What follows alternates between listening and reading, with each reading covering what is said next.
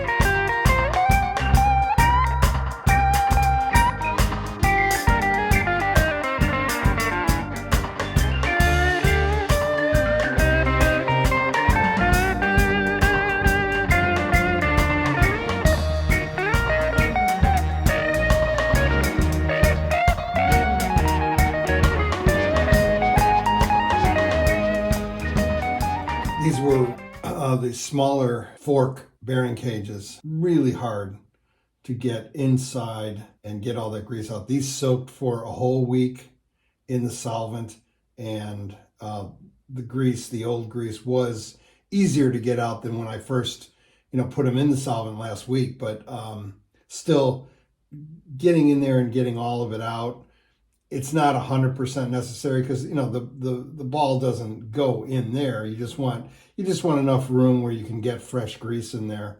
And but I do like to get it as clean as possible. Anyway, the next step is putting the balls back in, greasing them up, and putting everything back together.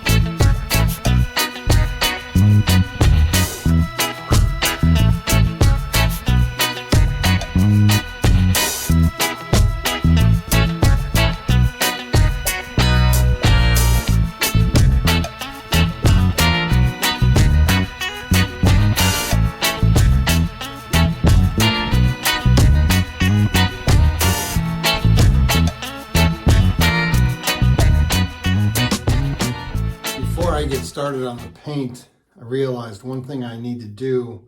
I had taken those measurements last week or a couple weeks ago about where the decals were positioned on the frame and the fork.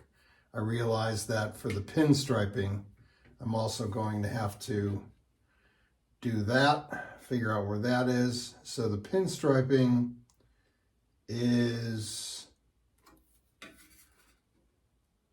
1/8 of an inch wide, and it is placed, I'll do this in millimeters, it is placed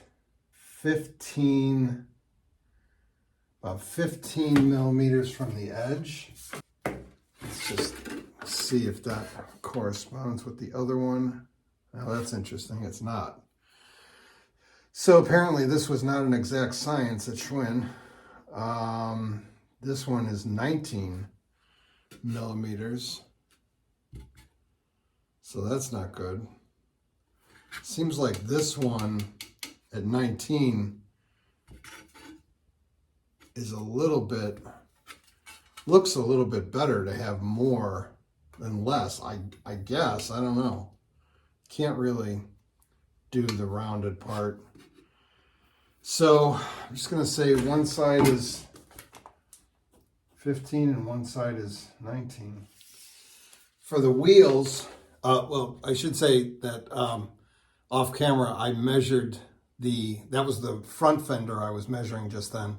I measured the rear fender, and it also is 15 on one side, but about 16 or 17 on the other side. So I think as long as I've got the pinstripes 1/8 of an inch wide and somewhere between 15 and 19, maybe I'll take the average, I don't know. I should be good on the fenders. Now on the wheels, this pinstriping is of course difficult to measure because it's rounded here. But I don't need to worry about that because I've got these stencils. And hopefully you can see that. That lines up perfectly. So you put that stencil on and then you just paint and you're good to go. Unfortunately, I don't have a similar type of thing for the fenders. I just have some pinstriping tape, which I'll have to lay out. And then I mentioned last week that I was going to replace the struts with some new old stock ones that I got from the Schwinn Honey Hole. And I mentioned I would finally buy a rivet gun. However, when I went to the hardware store, the man at Ace Hardware here in the US told me that a rivet gun is used for pop rivets and that these are not pop rivets. These are this kind of rivet,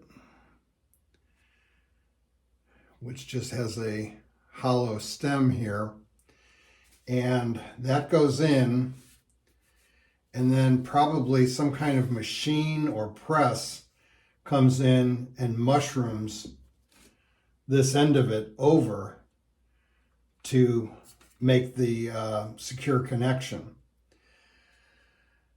Obviously I don't have that machine, but what I'm thinking I can do, he mentioned just using, you know, a ball peen hammer on there, which I think is the way to do it once you get the edges turned over.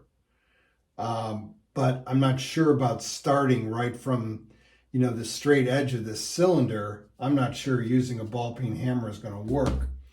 So what I was thinking was using some kind of a punch. This one, all the punches I have are too big, too small. This one is too big. But what I'm thinking of doing is I can grind it down so that it will just sort of fit in there at the very top. Grind it, you know, on an angle so that I can fit it in there and then pound it and start to mushroom the edges out and then come in with the ball peen hammer. The tricky bit, of course, is that one of the benefits of taking the struts off is the paint job will go a lot easier.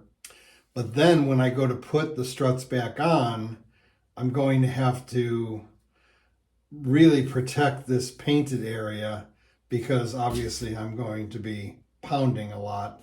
So we'll cross that bridge when we get to it. You know, now that I'm looking at it, I was so worried about doing these pinstripes, but I can see they're not even on a straight angle, you know, line. It's much closer here to the edge than it is here. I can see they messed up here a little bit. Yeah, this was not really a great paint job at Schwinn in the factory. The other thing I noticed, that friend of mine from the Schwinn Honey Hole was just here talking to me about something. And I said, why was there pink paint on the inside of this? And he said it was probably they painted one, put it on top of another one, painted it, put it on top of another one. And so while the paint was still wet, it left a mark on there. That's the only explanation we could come up with. So the first step, though, is going to be drilling out these rivets.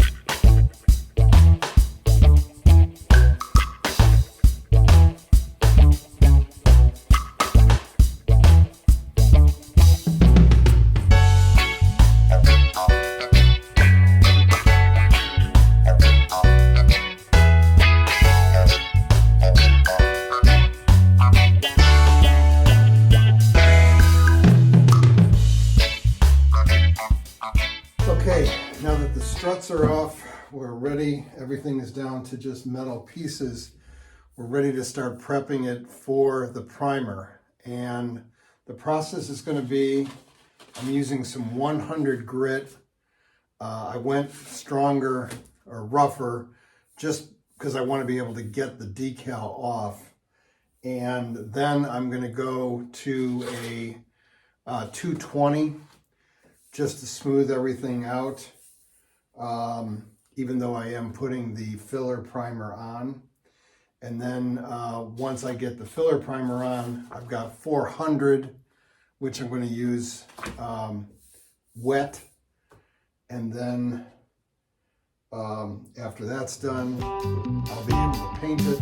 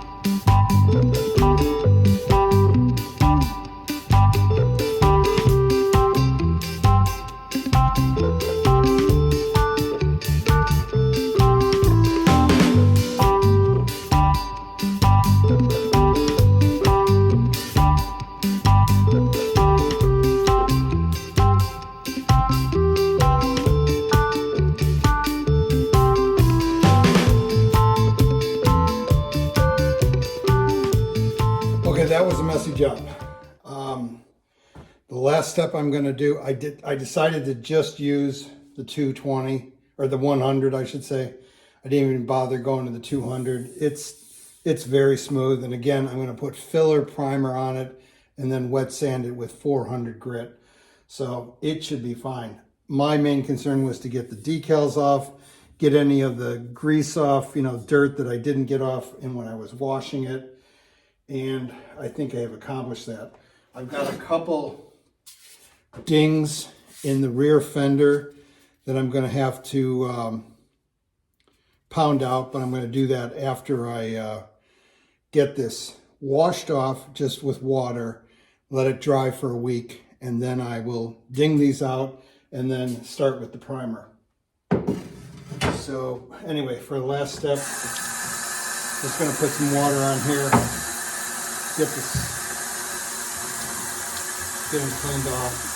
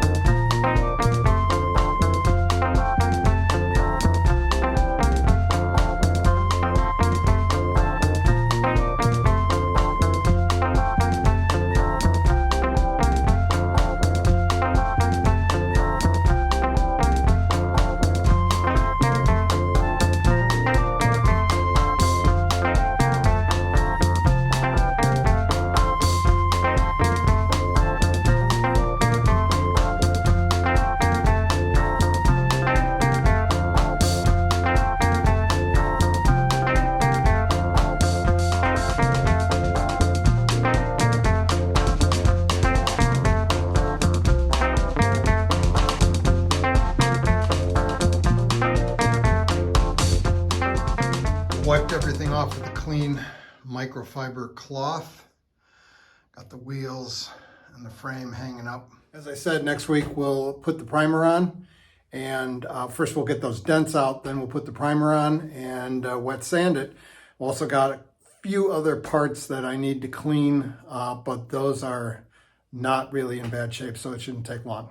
Thanks for sticking with me, and I hope to see you next time on Featherstone Bicycles.